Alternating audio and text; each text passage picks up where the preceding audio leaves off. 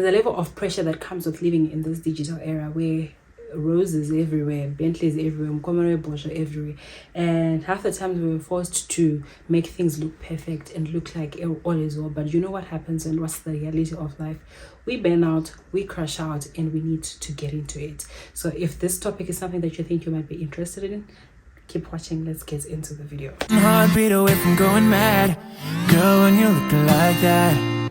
Closer, I'ma get close. Hi guys, welcome back to my chatty corner. Welcome back to my channel. If you're new here, hi, my name is Sharron. I'm a mom of two based in Harare in her 30s.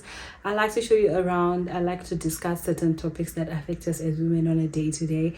And if this is something you think you might enjoy, you're not coming across my face for the first time, please, I would like for you to stay. So please do click the subscribe button. If you're a returning subscriber, you know how much I appreciate you. I appreciate all the support. I appreciate all the kind words and the discussions that we've been having lately. So thank you so much, guys. I really appreciate. So in today's topic, I thought let's discuss this level of pressure that we get to experience in the Zimbabwean context, because when I look at other entrepreneurs in other countries, for me, I look at people who have inspired me in my journey to start a business, to start creating content. So you look at your Patricia Bites, you look at JK Aina.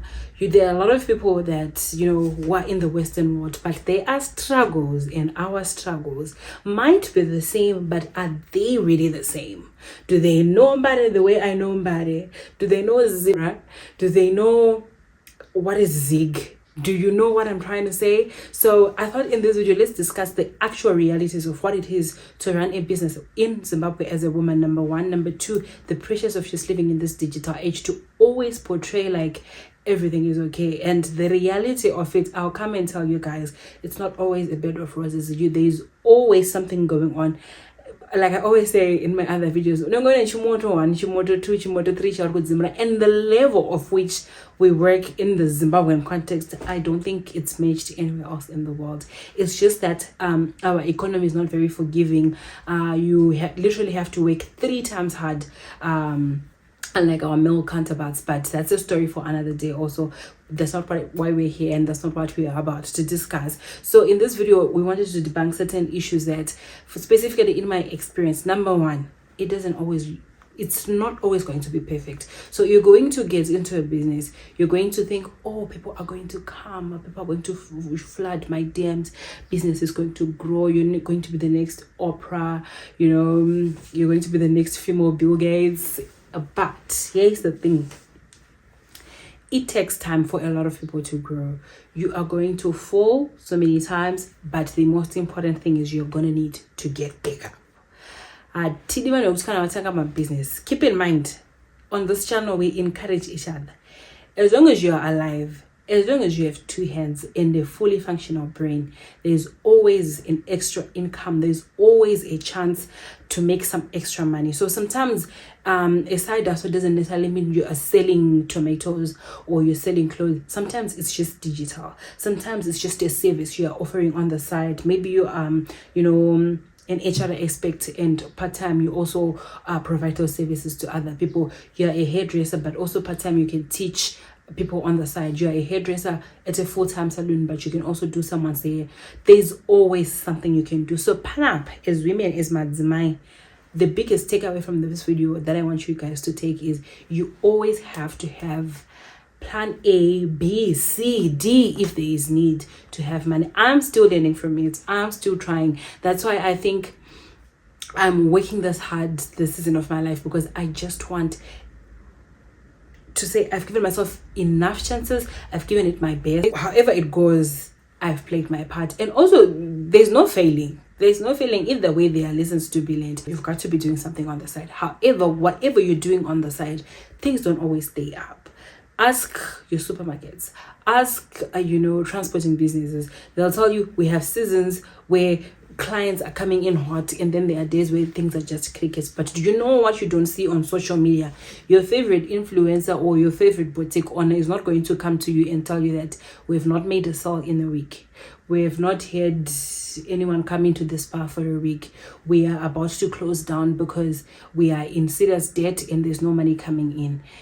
Things like that are happening. But tonight pressure I don't know what this is called in English, but to run a business that you see that it's falling on its own, all because you're seeing so and so are doing this, so and so are this. As long as you're doing something legit, your chances are you're fighting for your life to stay afloat. And if things are going well for you, we thank God. If you're struggling, we also thank God, because there are lessons to be learned there. Let's say number 2, you've got to have something on the side, just because plan A might fail, but plan B will always be there. Plan C will always also be there. Plan D is always there. Moving on right along to the next point, the issue in mentorship. This is where I think even me, I'm still trying to see who can I just follow, even digitally, to learn from in the Zimbabwean context. Like I said, there's not a digital footprint of women who are in business, who are doing it successfully, and they put information out there, and they are willing to teach, and there's a truck passing behind our yard.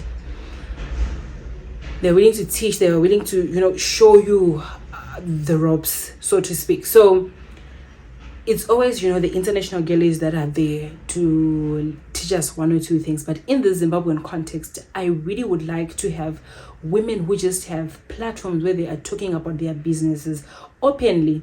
But I think also people are not, and you don't talk when your mouth is full. People don't want people in their businesses. So I think, I don't know how I'll manage to get that. And also I would like for you to look into someone who inspires you in whatever you're doing. All right, it could be your pastor from church, it could be your pastor's wife from church. Find someone, I think, who's going to hold your hand and teach you certain things. There are hard lessons to learn on your own in business, rather than having someone help you to navigate your way around entrepreneurship. There is no way you're going to successfully do something without applying creativity, applying your brain. Because you know what happens in the world that we're living in? It's not just a Zimbabwean crisis, it's everywhere. Ideas are flooded, businesses are flooded. Think of anything that you think about. You may not think there's not many of you, but start and see how many people are actually doing what you do. I'll give you an example. I'm into the thrift business, right? And when we started, there was very few of us, which I think it was kind of an advantage, but also at the same time, Tawanda. So that means you also have to pull your socks up. So that's what happens with time in any business. Competition, you need to say, tough. But what sets you apart as a business is being creative in all the things that you do in your business, how you package yourself, how you interact with clients. Do you know the conversation around customer service in Zimbabwe? It's, to this day, it's still, how is customer service so bad? So if you see conversations like that going around, that means you have a point of entry, you have an advantage. You know that people are crying to be well taken care of as customers. So already your business needs to be different. If you are employing people, if you have someone who's coming in to help you, they need to know what they are representing, and they need to know if they fumble the business, and eventually everybody has to suffer, right? So creativity is a must. And then the last point that I think we need to look into as well is, if God does bless you with whatever business that you're doing, be serious and be very intentional about who you engage as your staff members, who is going to interact with your customers when they come through to you. Because sometimes you're doing all the marketing, sometimes you're even attracting the right people, but then when they come for that service, they are met with bad customer service. So again, make sure that whoever you are bringing into your vision, into your business, are the right fit. Pray about it if you must. Do your research if you must. Set up cameras if you must. These are things I always write down about, because eventually when my business does get to that level, I need to employ, and I need to look into certain things to allow myself to grow. But also you have to understand that everything happens with time. The pressure definitely does exist, but also you must understand that nobody goes on the internet to read their problems on the internet. Nobody's going to declare bankruptcy, especially in this country. A lot of people are running businesses and they're injecting money. Sometimes it's very questionable where it's coming from, but does that matter? No, people are still running businesses as women. People are still being successful in whatever they do. So the pressure is there, but not all that glitters is gold. Set yourself apart from your competitors, set yourself apart even with the people that you're going to employ with creativity as well. Market, learn more, allow yourself to grow. And yeah, that's it for this video, guys. I hope you guys enjoyed watching this video.